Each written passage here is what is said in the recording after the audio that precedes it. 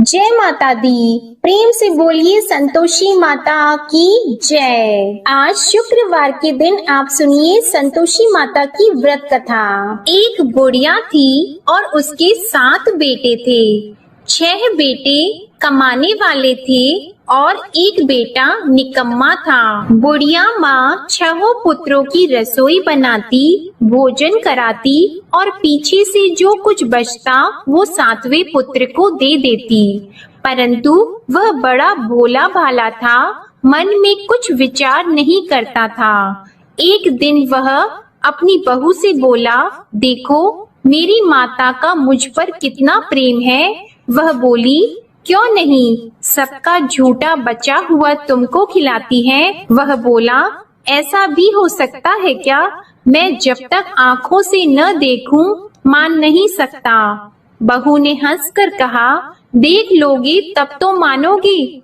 कुछ दिन बाद बड़ा त्योहार आया। घर में 7 प्रकार के भोजन और चूरमा के लड्डू बने। वह जांचने को सर के दर्द का बहाना कर पतला कपड़ा सिर पर ओढ़कर रसोई घर में सो गया और कपड़े में से सब देखता रहा। 6 भाई भोजन करने आए।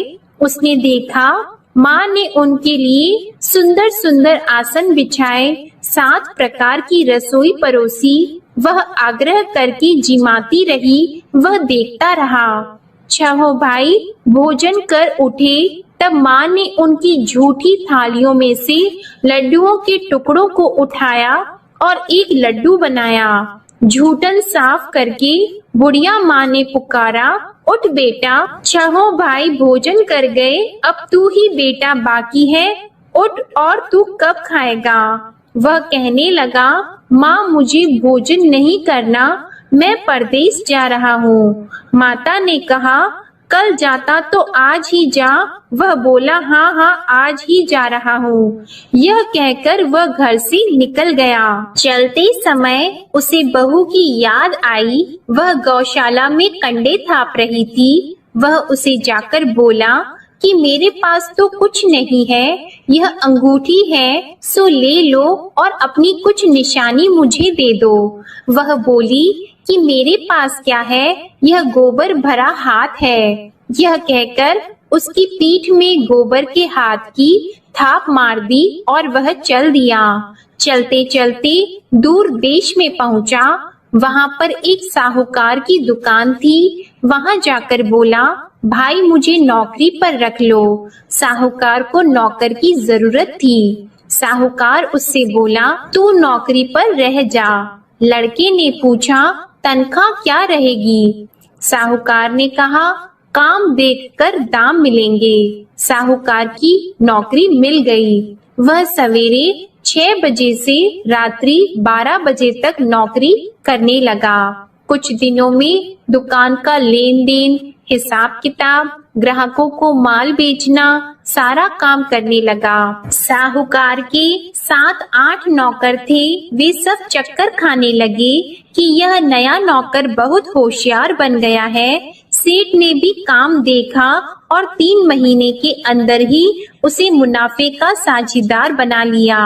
12 वर्ष में वह नामी सेठ बन गया और मालिक सारा कारोबार उस पर छोड़कर बाहर चला गया। अब बहू पर क्या बीती वह सुनो। सास ससुर उसे दुख देने लगे। सारी गृहस्थी का काम करा के उसे लकड़ी लेने जंगल में भेजते। इस बीच घर की रोटियों के आटे से भी जो भूसी निकलती उसकी रोटी बनाकर रख दी जाती और फूटे नारियल की नरेली में पानी। इस तरह दिन बीतते रहे। एक दिन वह लकड़ी लेने जा रही थी कि रास्ते में बहुत सी स्त्रियां संतोषी माता का व्रत करती दिखाई दी। वहां यह खड़ी होकर कहने लगी, बहनों, यह तुम किस देवता का व्रत करती हो और इसके करने से क्या फल होता है? इस व्रत के करने की क्या विधि है? यदि तुम अपने इस व्रत का विधान मुझे समझाकर कहोगी तो मैं तुम्हारा बड़ा एहसान मानूंगी। तब उनमें से एक स्त्री बोली, सुनो, यह संतोषी माता का व्रत है। इसके करने से निर्धनता दरिद्रता का नाश होता है, लक्ष्मी आती है। मन की चिंताएं दूर होती हैं, घर में सुख होने से मन को प्रसन्नता और शांति मिलती है। निपुत्री को पुत्र मिलता है, प्रीतम बाहर गया हो तो शीघ्र आता है। कुंवारी कन्या को मनपसंद वर मिलता है। राजद्वार में बहुत दिनों से मुकदमा चलता हो तो वह भी खत्म होता है। कलह क्लेश की निवृत्ति हो, सुख शांति हो, घर में धन जमा हो, पैसा जायदाद का लाभ हो और भी मन में जो कुछ कामना हो वह सब इस संतोषी माता की कृपा से पूरी होती है। स्त्री कहने लगी, 1.25 आने का गुड़ चना लेना, इच्छा हो तो 5.25 आने का लेना या 1.25 रुपए का भी, सहूलियत के अनुसार ही लेना। बिना परेशानी श्रद्धा और प्रेम से जितना भी बन सके सवाया लेना। 5.25 पैसे से 5.25 आने तथा इससे भी ज्यादा शक्ति और भक्ति के अनुसार ले लेना। हर शुक्रवार को निराहार रहकर कथा कहना और सुनना। इसके बीच क्रम टूटे नहीं, लगातार नियम पालन करते रहना। सुनने वाला कोई न मिले तो घी का दीपक जलाकर उसके आगे जल के पात्र को रखकर कथा कहना, परंतु नियम न टूटे। जब तक कार्य सिद्ध न हो नियम पालन करना और कार्य सिद्ध हो जाने पर व्रत का उद्यापन करना। 3 मास में माता फल पूरा करती है। यदि किसी के खोटे ग्रह हो तो भी माता 1 वर्ष में अवश्य कार्य सिद्ध करती है। कार्य सिद्ध होने पर ही उद्यापन करना चाहिए, बीच में नहीं करना चाहिए। उद्यापन में 2.5 सेर आटे का खाजा तथा इसी अनुसार से खीर तथा चने का साग बनाना। 8 लड़कों को भोजन कराना। जहाँ तक मिले देवर जेठ भाई बंधु कुटुंब के लड़के लेना, न मिले तो रिश्तेदारों और पड़ोसियों के लड़के बुलाना। उन्हें भोजन कराकर यथाशक्ति दक्षिणा देना और माता का नियम पूरा करना। उस दिन घर में कोई खटाई नहीं बनाना। यह सब सुनकर बुढ़िया की बहू वहां से चल दी। रास्ते में लकड़ी के बोझ को बेच दिया और उन पैसों से गुड़ चना लेकर माता के व्रत की तैयारी करने लगी। आगे चली और सामने मंदिर है। यह सुनकर माता के मंदिर में जाकर माता के चरणों में लौटने लगी। इसके बाद वह माँ से विनती करने लगी कि हे माँ, मैं निपट मूर्ख हूँ, व्रत के नियम कुछ नहीं जानती हूँ, मैं बहुत दुखी हूँ। हे माता जग जननी, मेरा दुख दूर करो, मैं आपकी शरण में हूँ। माता को दया आई। एक शुक्रवार बीता कि दूसरे शुक्रवार को ही इसके पति का पत्र आया और तीसरे को उसका भेजा हुआ पैसा भी आ पहुँचा। यह देखकर जेठानी मुंह सिकोड़ने लगी। इतने दिनों में इतना पैसा आया, इसमें क्या बढ़ाव है। लड़के ताने देने लगे कि काकी के पास अब पत्र आने लगे, रुपए आने लगा, अब तो काकी की खातिर बढ़ जाएगी, अब तो काकी बुलाने से भी नहीं बोलेगी। बेचारी सरलता से यह कहती है कि भैया पत्र आएगा, रुपए आएंगे तो हम सबके लिए अच्छा है। ऐसा कहकर आंखों में आंसू भरकर संतोषी माता के मंदिर में आकर मातेश्वरी के चरणों में गिरकर रोने लगी। माँ, मैंने तुमसे पैसा नहीं मांगा, मुझे पैसे से क्या काम है, मुझे तो अपनी सुहाग से काम है, मैं तो अपने स्वामी की दर्शन और सेवा मांगती हूँ। तब माता ने प्रसन्न होकर कहा, जा बेटी, तेरा स्वामी आएगा। यह सुनकर खुशी से वह बावली होकर घर जाकर काम करने लगी। अब संतोषी माँ विचार करने लगी, इस भोली पुत्री से मैंने कह तो दिया कि तेरा पति आएगा, पर आएगा कहाँ से? वह तो इसे स्वप्न में भी याद नहीं करता। इसे याद दिलाने तो मुझे ही जाना पड़ेगा। इस तरह माता उस बुढ़िया के बेटे के पास जाकर स्वप्न में प्रकट होकर कहने लगी, साहूकार के बेटे, सोता है या जागता है? वह कहता है, माता सोता भी नहीं हूँ, जागता भी नहीं हूँ, बीच में ही हूँ, कहो क्या आज्ञा है। माँ कहने लगी, तेरा घर बार है या नहीं। वह बोला, मेरा सब कुछ है माता, माँ बाप भाई बहन बहू क्या कमी है। माँ बोली, पुत्र तेरी घरवाली कष्ट उठा रही है, माँ बाप उसे दुख दे रहे हैं, वह तेरे लिए तरस रही है, तू उसकी सुध ले। वह बोला, हाँ माता, यह तो मुझे मालूम है, परंतु जाऊं कैसे। परदेश की बात है, लेन देन का कोई हिसाब नहीं, कोई जाने का रास्ता नजर नहीं आता, कैसे चला जाऊं। माँ कहने लगी, मेरी बात मान, सवेरे नहा धोकर संतोषी माता का नाम लेकर घी का दीपक जलाकर दंडवत कर दुकान पर जा बैठना। देखते देखते तेरा लेन देन चुक जाएगा, जमा माल बिक जाएगा, सांझ होते होते धन का ढेर लग जाएगा। अब तो वह सवेरे बहुत ही जल्दी उठकर मित्र बंधुओं से अपनी सपने की बात कहता है। वे सब उसकी बात अनसुनी करके खिल्ली उड़ाने लगे। कहीं सपने भी सच्चे होते हैं।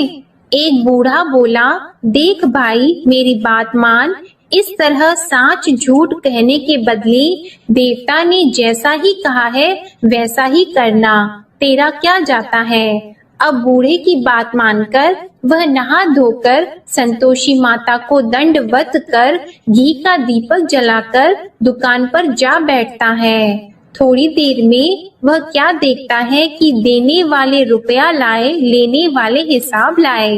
कोठे में भरे सामानों के खरीदार नगद में सौदा करने लगे। शाम तक धन का ढेर लग गया।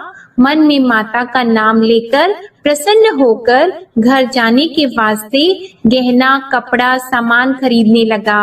यहाँ के काम से निपट घर को रवाना हुआ। उधर बहू बेचारी जंगल में लकड़ी लेने जाती है। लौटते वक्त माताजी के मंदिर पर विश्राम करती है। वह तो उसका रोज रुकने का स्थान ही था। दूर धूल उड़ती देखकर वह माता से पूछती है, हे माता, यह धूल कैसे उड़ रही है। माँ कहती है, हे पुत्री, तेरा पति आ रहा है, अब तू ऐसा कर, लकड़ियों के 3 बोझ बना ले, एक नदी के किनारे रख, दूसरा मेरे मंदिर पर और तीसरा अपने सिर पर रख। तेरे पति को लकड़ी का गट्ठा देकर मोह पैदा होगा, वह यहाँ रुकेगा, नाश्ता पानी बनाकर खाकर माँ से मिलने जाएगा। तू लकड़ी का बोझ उठाकर जाना और बीच चौक में गट्ठा लाकर 3 आवाजें जोर से लगाना। लो सासू जी, लकड़ियों का गट्ठा लाई हूँ, भूसी की रोटी दो, नारियल के खोपड़े में पानी दो। आज कौन मेहमान आया है। माँ की यह बात सुनकर वह बहुत अच्छा माता जी कहकर प्रसन्न मन होकर लकड़ियों के 3 गट्ठे ले आई। एक नदी के तट पर एक माता के मंदिर पर रखा। इतने में ही वह मुसाफिर आ पहुँचा। सूखी लकड़ी देखकर उसकी इच्छा हुई कि अब यहीं निवास करें और भोजन बनाकर खा पीकर गांव जाएं। इस प्रकार भोजन बनाकर विश्राम लेकर गांव को गया। उसी समय बहू सिर पर लकड़ी का गट्ठा लिए आती है। उसे आंगन में डालकर जोर से 3 आवाज देती है, लो सासू जी, लकड़ी का गट्ठा लो, भूसी की रोटी दो, नारियल के खोपड़े में पानी दो। आज कौन आया है। यह सुनकर उनकी सास अपने दिए हुए कष्टों को भुलाने हेतु कहती है, बहू ऐसा क्यों कहती हो, तेरा मालिक ही तो आया है, बैठ, मीठा भात खाकर कपड़े गहने पहन। इतने में आवाज सुनकर उसका स्वामी बाहर आता है और अंगूठी देखकर व्याकुल हो जाता है। माँ से पूछता है, माँ यह कौन है। माँ कहती है, बेटा ये तेरी बहू है। आज 12 वर्ष हो गए जब से गया है, तब से सारे गांव में जानवर की तरह भटकती फिरती है। काम काज घर का कुछ करती नहीं, 4 समय आकर खा जाती है। अब तुझे देखकर भूसी की रोटी और नारियल के खोपड़े में पानी मांगती है। वह लज्जित होकर बोला, ठीक है माँ, मैंने इसे भी देखा और तुम्हें भी। अब मुझे दूसरे घर की चाबी दो तो मैं उसमें रहूंगा। ठीक है बेटा, जैसी तेरी मर्जी। यह कहकर माँ ने चाबी का गुच्छा उसे दे दिया। उसने लेकर दूसरे कमरे को खोलकर सारा सामान जमाया और एक दिन में ही वहाँ राजा के महल जैसा ठाट बाट बन गया। अब क्या था, वह सुख भोगने लगी। इतने में अगला शुक्रवार आया। उसने अपने पति से कहा, मुझे माता का उद्यापन करना है। उसका पति बोला, बहुत अच्छा, कर लो, अपनी खुशी से यह भी कर लो। तुरंत ही वह उद्यापन की तैयारी करने लगी। जेठ के लड़के को भोजन के लिए कहने लगी। उसने मंजूर किया, परंतु पीछे जेठानी अपने बच्चों को सिखाती है, देखो भोजन के समय सब लोग खटाई मांगना, जिससे इसका उद्यापन पूरा न हो। लड़के खाना खाने आए, खीर पेट भरकर खाई, परंतु बात याद आते ही कहने लगे, हमें कुछ खटाई खाने को दो, खीर खाना हमें भाता नहीं, यह देखकर अरुचि होती है। बहू कहने लगी, खटाई किसी को नहीं दी जाएगी, यह तो संतोषी माता का प्रसाद है। लड़के उठकर खड़े हुए और बोले, पैसे लाओ। बोली बहू कुछ जानती नहीं थी, सो उन्हें पैसे दे दिए। लड़के उसी समय उठकर इमली लेकर खाने लगे। यह देखकर बहू पर माता ने कोप किया। राजा के दूत उसके पति को पकड़कर ले गए और जेठ जेठानी मन माने खोटे वचन कहने लगे। लूट लूट कर धन इकट्ठा कर लाया था, सो राजा के दूत उसे पकड़कर ले गए हैं। अब सब मालूम हो जाएगा जब जेल की रोटी खाएगा। बहू से यह वचन सहन नहीं हुआ। रोती रोती माता के मंदिर में गई और बोली, हे माता, तुमने यह क्या किया? हंसाकर क्यों रुलाती हो? माता बोली, पुत्री, तूने उद्यापन करके मेरा व्रत भंग किया, इतनी जल्दी सब बातें भुला दी। वह कहने लगी, माता, भूली तो नहीं हूँ, न कुछ अपराध किया है, मुझे तो लड़कों ने भूल में डाल दिया, मैंने भूल से उन्हें पैसे दे दिए, मुझे क्षमा करो माँ। माँ बोली, ऐसी भी कहीं भूल होती है? वह बोली, माँ मुझे माफ कर दो, मैं फिर तुम्हारा उद्यापन करूंगी। माँ बोली, अब भूल मत करना। वह बोली, अब भूल नहीं होगी माता, अब बताओ वे कैसे आएंगे? माँ बोली, जा पुत्री, तेरा मालिक तुझे रास्ते में ही आता मिलेगा। वह निकली, रास्ते में पति आता मिला तो उसने पूछा, तुम कहाँ गए थे? वह कहने लगा, इतना धन जो कमाया है उसका टैक्स राजा ने मांगा था, वह भरने गया था। वह प्रसन्न होकर बोली, अच्छा हुआ, अब घर चलो। कुछ दिन बाद फिर शुक्रवार आया तो वह बोली, मुझे माता का उद्यापन करना है। पति ने कहा, कर लो। वह फिर जेठ के लड़कों से भोजन को कहने लगी तो जेठानी ने एक दो बातें सुनाई और लड़के सिखा दिए कि तुम पहले ही खटाई मांग लेना। लड़के कहने लगे कि हमें खीर खाना नहीं भाता, कुछ खटाई खाने को दो। तो बहू बोली, खटाई खाने को नहीं मिलेगी, खाना हो तो खाओ। यह कहकर ब्राह्मणों के लड़के लाकर भोजन कराने लगी। यथाशक्ति दक्षिणा की जगह एक एक फल उन्हें दिया। इससे संतोषी माता प्रसन्न हुई। माता की कृपा होते ही 9वें मास उसको चंद्रमा के समान सुंदर पुत्र प्राप्त हुआ। वह पुत्र को लेकर प्रतिदिन माता जी के मंदिर को जाने लगी। माँ ने सोचा कि यह रोज आती है, आज क्यों न मैं ही इसके घर चलूं, इसका आसरा देखूं तो सही। यह विचार कर माता ने भयानक रूप बनाया। गुड़ और चने से सना मुख, ऊपर से सूंड के समान होठ, उस पर मक्खियां भिनभिना रही हैं। दहलीज में पैर रखते ही उसकी सास चिल्लाई, देखो कोई चुड़ैल डाकिनी चली आ रही है, लड़कों इसे भगाओ नहीं तो किसी को खा जाएगी। लड़के डरने लगे, चिल्लाकर खिड़की बंद करने लगे। बहू रोशनदान में से देख रही थी। प्रसन्नता से पगली होकर चिल्लाने लगी कि आज मेरी माता मेरे घर आई है। यह कहकर बच्चे को दूध पिलाने से हट जाती है। इतने में सास का क्रोध फूट पड़ा। वह बोली कि इसे देखकर कैसे उतावली हुई जो बच्चे को पटक दिया। इतने में माँ के प्रताप से जहाँ देखो वहाँ लड़के ही लड़की नजर आने लगे। बहू बोली, माँ जी, मैं जिनका व्रत करती हूँ यह वह संतोषी माता है। इतना कहकर झट से सारे घर के किवाड़ खोल दिए और सबने माता के चरण पकड़ लिए और विनती कर कहने लगे, हे माता, हम मूर्ख हैं, अज्ञानी हैं, तुम्हारी व्रत की विधि हम नहीं जानते हैं।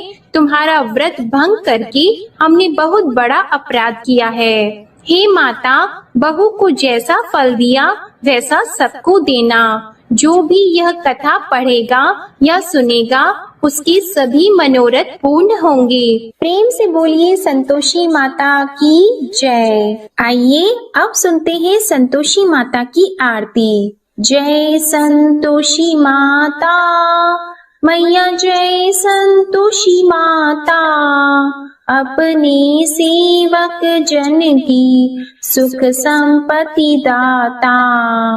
जय संतोषी माता मैया, जय संतोषी माता, सुंदर चीर सुनहरी माँ धारण की हो, हीरा पन्ना दम के तन श्रृंगारली हो। जय संतोषी माता मैया, जय संतोषी माता, गेरू लाल छटा छवि बदन कमल सोहे, मंद हंसत करुणामय, मंद हंसत करुणामय, त्रिभुवन जन मोहे।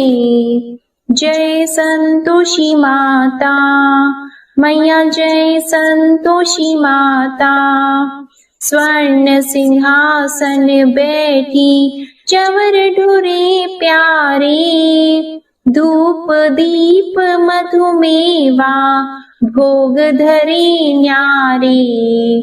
जय संतोषी माता मैया, जय संतोषी माता, गुड़ अरु चना परम प्रिय तामे संतोष कियो, संतोषी कहलाई भक्तन वैभव दियो। जय संतोषी माता मैया, जय संतोषी माता, शुक्रवार प्रिय मानत आज दिवस सोही, भक्त मंडली छाई कथा सुनत मोही।